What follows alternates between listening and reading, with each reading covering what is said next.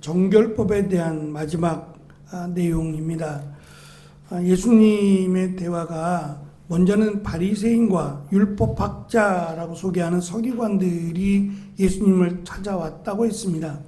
바리새파 사람들과 서기관들은 서로 물과 기름과 같아서 섞이지 않습니다. 서로 으르렁거리며 서로 이 타협점을 찾지 못하고 서로에 대해서 비판하고 비난하던 그런 관계인데 그들이 하나가 되었다라는 것조차가 이상합니다.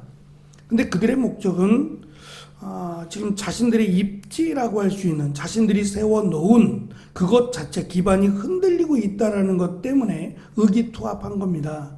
다시 말하면 예수님께서 가르치고 전하는 것이 자신들의 전통이라고 하는 이것이 무너지면 자신들이 설 자리가 없어요. 그리고 자신들이 이제껏 주장했던 것이 다 헛된 것이 되고 말아요. 그래서 그것을 지키기 위해서 예수님에게 따지기 위해서 사실은 또는 예수님의 죄를 묻기 위해서 찾아왔고 마침 제자들 중에 손을 씻지 않고 음식을 먹는 그것으로 말미암아 이제 빌미를 잡고 예수님께 공격을 합니다. 손을 씻지 않고 음식을 먹었다는 것이 우리의 입장에서는 사실 더럽다라고 할 수 있어요. 근데 그들의 입장에서는 손을 씻지 않는 것이 내가 손을 많이 움직이고 살아가는데 이것이 단순히 더러운 것을 만졌기 때문이 아니라 부정한 것과 연결이 됩니다.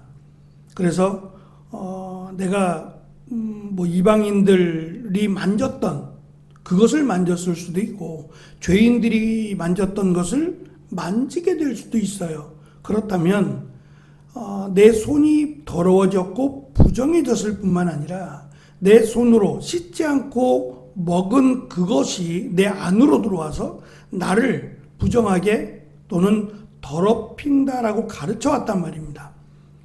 근데 그것에 대해서 예수님은 물론 손을 깨끗하게 씻고 음식을 먹는 것이 건강합니다. 유익하죠. 그러나 이제 그렇지 않는다고 해서 내가 부정해지고 내가 더럽다고 할 수 있느냐? 사실 그거보다 더 중요한 것은 이들이 지금 주장하는 장로들의 전통이라고 하는 것이 오히려 하나님의 말씀을 폐한다고 무너뜨린다고 가르치고 있습니다. 그 대표적인 예가 5번째 계명 그리고 부모를 욕되게 하는 이 말씀으로 고르반이라고 하는 자신들의 제도를 책망하셨어요. 하나님께 바쳤다라고 하면 하나님의 소유가 되니까 이것을 사용할 수 없게 되죠. 그래서 부모를 제대로 섬기지 않는 나 돈이 없어 다 하나님께 바쳤거든 이라고 해서 부모를 소홀하게 대하고 나중에 부모가 돌아가시고 나면 내가 하나님께 바쳤던 고르반이라고 하는 것을 취소해서 얼마든지 다시 가지고 와서 자기 마음대로 하는 이거는 하나님의 말씀이 아니죠. 하나님의 말씀은 부모를 공경하라라고 하는 겁니다. 이 공경하기 위해서 최선을 다하라는 건데 이거를 자신들의 전통, 장로들의 전통이라고 해서 이용함으로 부모를 욕되게 한다? 이건 있을 수 없다는 거예요. 그래서 장로들의 전통은 그냥 너희들이 만들어 놓은 전통일 뿐이다.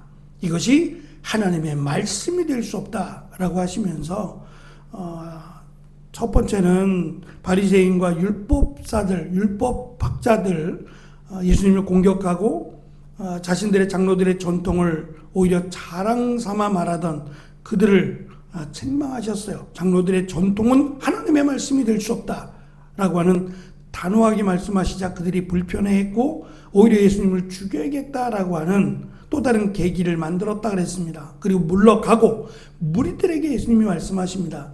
사람이 밖으로 나온 게 더러운 것이 아니라 안으로 들어가는 것이 더러운 것이 아니라 사람의 몸 안에서 밖으로 나오는 것이 더럽다라고 가르쳐 주셨어요. 그리고 무리들과 헤어져 집 안으로 들어오셨을 때에 제자들이 묻습니다. 예수님께서 하신 이 말씀 안으로 들어가는 것이 더러운 것이 아니라 안에서 밖으로 나오는 것이 더럽다고 하시는 그 말씀의 의미가 뭡니까? 라고 물었어요. 예수님의 말씀은 어찌하여 깨닫지 못하느냐? 라고 하신 말씀이에요. 우리가 읽은 17절에는 이 비유에 대해서 라고 되어 있습니다. 비유를 또 다른 말로 하면 수수께끼가 돼요. 그러니까 수수께끼라는 것은 사실 어떤 면에서는 훨씬 더 쉽습니다. 근데 또 어떤 면에서는 훨씬 더 어려워요.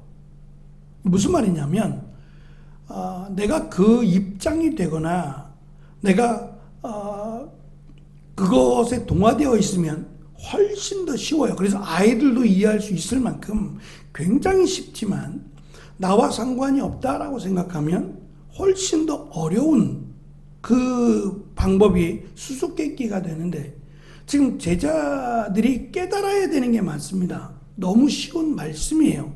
그럼에도 불구하고 깨닫지 못하고 있는 이유는 뭘까라고 하는 점이에요. 그것은 나와는 상관이 없다고 생각하기 때문이에요. 우리가 앞에서 귀신을 쫓아내기도 했고 병자를 고치기도 했는데 우리가 더럽다고? 내 안에서 더러운 것이 나온다고? 라고 생각하니 이 말씀이 어려워진 거예요. 그래서 도대체 무슨 말씀이냐라고 가르쳐 달라고 요청을 합니다. 이에 대해서 예수님이 말씀하십니다.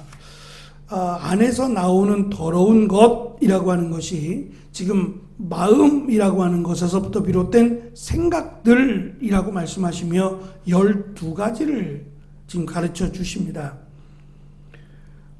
이 더러운 것들, 일단 악한 생각들로 구성된 겁니다. 악한 행동이 아니라 악한 생각들 안에서부터 나오는 악한 생각들이라고 하시면서 12가지를 말씀하세요. 첫째는 음란, 도둑질, 살인, 간음, 탐욕, 악의, 속임수, 방탕, 질투, 욕지거리, 교만, 어리석음이라고 12가지를 말씀하세요.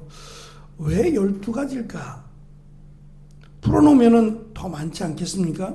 그런데 굳이 12가지를 말씀하신 것은 지금 제자들의 숫자가 12명이기 때문이기도 하고 또 한편으로는 저들이 생각하는 온 땅에 속한 모든 완벽한 것들이라고 하는 완벽함을 상징하는 숫자로 볼 때에는 인간의 마음에서부터 비롯된 것들, 악하다라고 말씀하시는 그것들이 인간이 피할 수 없는, 누구도 제외될 수 없는, 그러니까 인간으로 태어나서 이 악한 생각들로부터 피할 수 없는, 나는 그렇지 않아 라고 말할 수 있는 사람은 아무도 없다라고 하는 것을 강조하기 위함이에요. 그러니까 악한 생각들로부터 자유할 수 있는 사람은 세상에 존재하지 않습니다. 그 말은 정결해질 수 없다는 거예요. 인간의 마음으로부터 행동은 둘째치고 마음으로부터 나는 의롭다, 나는 죄를 짓지 않아 라고 말할 사람은 세상에 존재하지 않습니다. 다시 말하면 아무리 장로들의 전통을 내가 지키고 음식도 가려 먹고 손도 씻고 아무리 그렇게 한들 마음이 그렇다면 물론 그 마음은 스스로 보이지 않는 한, 드러내지 않는 한 알 수 없을 수도 있어요. 그러나 하나님은 아시잖아요. 하나님은 아시기 때문에 그렇게 해서 정결해지거나 그렇게 해서 의로워질 사람은 세상에 존재하지 않아요. 그렇게 되면 말씀드린 것처럼 예수님이 이 땅에 오실 이유도 없고 예수님이 우리의 죄를 대신하여 피 흘려 죽으실 이유도 없는 게 되죠. 그러니 우리가 정결하게 사는 것 필요합니다. 장로들의 전통, 그것이 악하다라고 말씀하는 게 아니에요. 그것이 하나님의 말씀에 자리하는 순간 있을 수 없는 일이고 그렇게 해서 의로워지거나 그렇게 해서 구원받을 수는 없다라는 것을 지금 강조해 주고 있는 겁니다. 다시 말하면 오직 예수 그리스도를 믿음으로만 구원을 받을 수 있다라고 하는 하나님의 기준, 하나님의 원칙을 다시 말씀하시는 거예요. 그래서 우리가 기도할 이유가 생기게 되죠. 우리가 스스로 생각할 때 다 똑같이 12가지가 다 있다. 그런 말씀이 아닙니다. 악한 더러운 생각, 악한 마음이라는 것은 얼마든지 무궁무진합니다. 그러니까 이런 것들로부터 내가 예를 들면 어릴 적에는 이 부분이 더 강하고 나이가 들면서 이 부분이 더 강해지고 그럴 수 있다는 것이고, 또 어떤 이들에게는 이것이 두드러지게 나타나고 어떤 사람에게는 이러한 모양이, 이러한 마음들이 더 두드러지게 나타날 수 있어요. 근데 이런 것들이 결국은 악한 생각들이고, 악한 생각에서 끝나지 않고 악한 행위로도 드러날 수 있어요. 그러므로 나에게 혹시 이러한 것은 없는가 스스로 늘 돌아보고, 이런 것들이 내 안에 가득하지 않도록 오히려 반대되는 성령께서 내 안에 가득하시기를 기도하고 또 더욱 힘써야 된다는 것을 암시하고 있지요. 중요한 것은 우리가 마음의 생각으로부터 그렇다면 행위로도 결코 우리를 의롭다고 할 수 없어요. 그러니까 의롭다고 칭해 주셨기 때문에 사실은 우리 하나님의 자녀가 될 수 있고 구원받을 수 있는 겁니다. 그러므로 구원받았다는 것은 우리의 마음의 생각이 거룩하고 우리의 행위가 거룩하다, 그런 의미가 아닙니다. 그렇게 하도록 힘쓰고 노력해야 되는 건 마땅하지만 그랬기 때문에 구원받은 것은 아니다라는 것을 깨닫고, 예수님께서, 하나님이신 예수님이 이 땅에 오셔서 우리의 죄를 대신하여 죽으셨기 때문에 우리가 그것을 믿음으로 의롭다라고 하나님이 칭하셨고 인정하셔서 하나님의 자녀가 되고 구원받았다라는 것을 강조하시기 위해서 지금 이 정결법에 대한 논쟁을 지금 말씀하시고 또 제자들에게 가르쳐 주심으로 마무리가 된다라는 점을 우리는 기억해야 할 겁니다.